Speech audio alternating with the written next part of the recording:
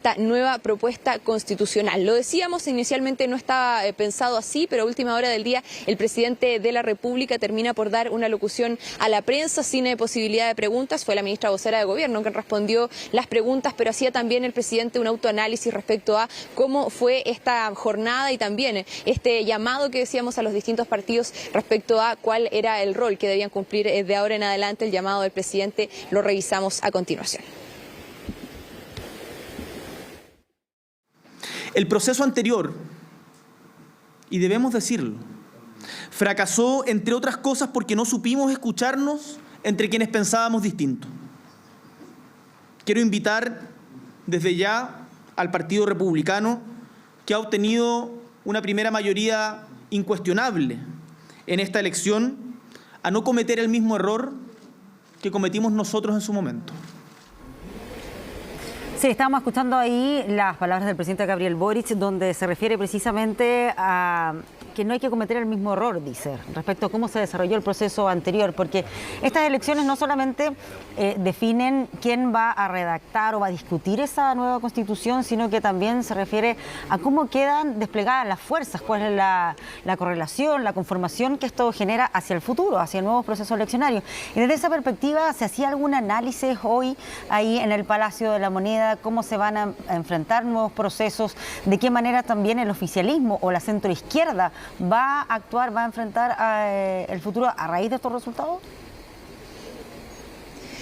Bueno, sin duda ha comenzado ya el análisis. Ayer por la tarde empezaron a llegar los ministros del Comité Político aquí al Palacio de Gobierno para poder precisamente revisar estos resultados, ir viendo en línea cómo iban dándose los distintos porcentajes que iban obteniendo cada uno de los partidos, y a última hora del día se produce esa locución. Hoy también hubo reunión, como es tradicional, del Comité Político. Esta vez fue en Huechuraba, una idea de comité político en terreno que ya se había hecho en otras oportunidades y a la cual se vuelve esta jornada, y lo que se ha planteado hasta el momento es el foco que hay que tener en el diálogo, en la unidad. Es parte de lo que escuchamos ayer en el discurso del presidente de la República y también hoy día en la vocería que realizó la ministra secretaria general de Gobierno, Camila Vallejo, hablando de también los desafíos que vienen de los proyectos que están en el Congreso, que esperan aprobar esta semana. También royalty minero, decían, esperamos que pueda tener su aprobación esta semana, entre ellos también el avanzar hacia un salario mínimo de 500.000 pesos, decían entonces el llamado a la unidad del sector, pero también decía la misma ministra vocera de Gobierno esta jornada, el llamado es a la oposición, decía, a quienes están en la vereda del frente, a quienes han dicho que están disponibles para el diálogo, bueno, decía, a materializar entonces esos compromisos, y finalmente eso se traduce en votos, decía la ministra Camila Vallejo. Ayer también el presidente de la República abordaba estos resultados, hacía el análisis de la jornada y planteaba que no hay más margen de error, que esta es una nueva oportunidad para poder avanzar y poder concluir este proceso constituyente que se inició ya hace algunos años y que ha terminado, digamos, con este resultado este día domingo, pero que sigue entonces. Son 5 meses de trabajo de este Consejo Constitucional y en diciembre próximo plebiscito de salida el 17 de diciembre con voto obligatorio. Ahí se concluiría entonces el proceso. No hay margen de error, decía el presidente de la República. Revisemos sus declaraciones. Y quiero decirles que volvemos una vez más a tener una oportunidad de construir con diálogo y encuentro una nueva Carta Magna que represente de la mejor manera posible los anhelos y el tipo de país en el que como chilenos queremos vivir en las próximas décadas. Esto no debe ser pensado de cara a la próxima elección, ni siquiera solamente en función de un periodo de gobierno. Tiene que ser pensado para las generaciones que hoy habitan nuestra patria y por sobre todo para las futuras.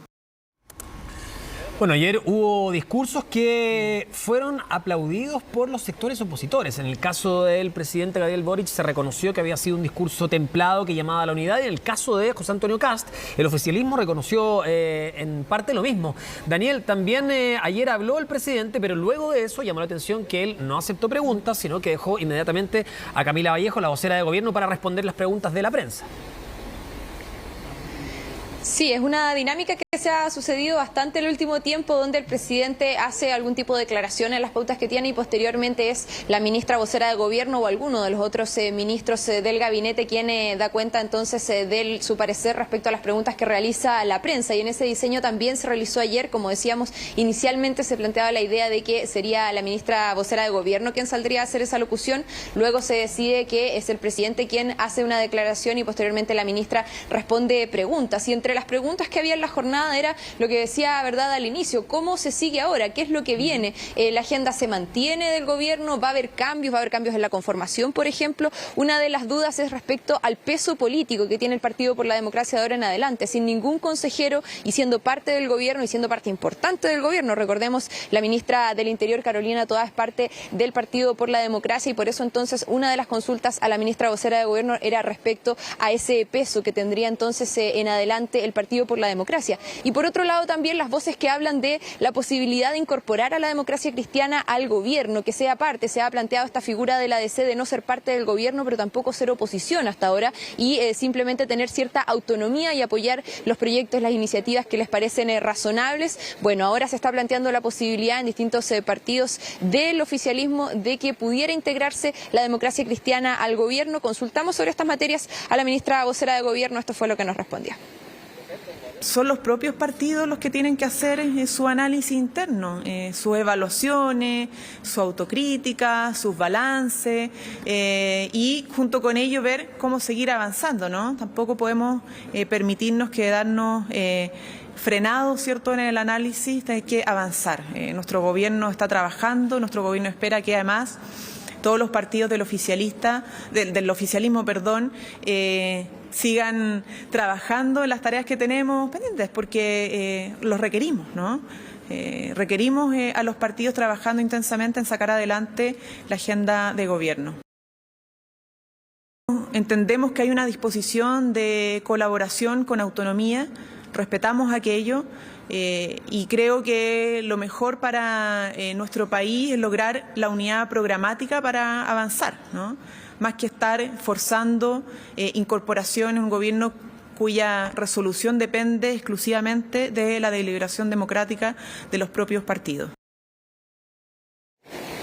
Ningún sector basta sin el otro, decía la ministra vocera de gobierno esta mañana también. No se puede avanzar sin colaboración de los otros partidos y hablaba mucho también de la importancia de la agenda legislativa, que es así como se materializan también los avances que se han planteado en el programa de gobierno y que buscan poder llevar a cabo. Y por eso entonces el llamado no solo de esta mañana de la ministra vocera de gobierno, sino que también a última hora de la jornada, en el análisis del día de estas elecciones de consejeras y consejeros constitucionales, también lo hacía el presidente de la República en este llamado a la unidad, reconociendo errores en el pasado, pidiendo también a quienes están hoy día en la vereda del frente y que tienen un triunfo así de aplastante como tuvo el Partido Republicano, poder tener cierto manejo del diálogo, de los consensos, de llegar a acuerdos. El llamado entonces del mismo presidente de la República a todos los sectores para poder avanzar en lo que va a ser este nuevo proceso constituyente. Sí, y bien breve, Daniel, antes de cerrar, nadie habló, no hubo rumores, por ejemplo, de un eventual cambio de agenda en el gobierno, considerando el resultado aplastante que se obtuvo el día de ayer por parte de la derecha.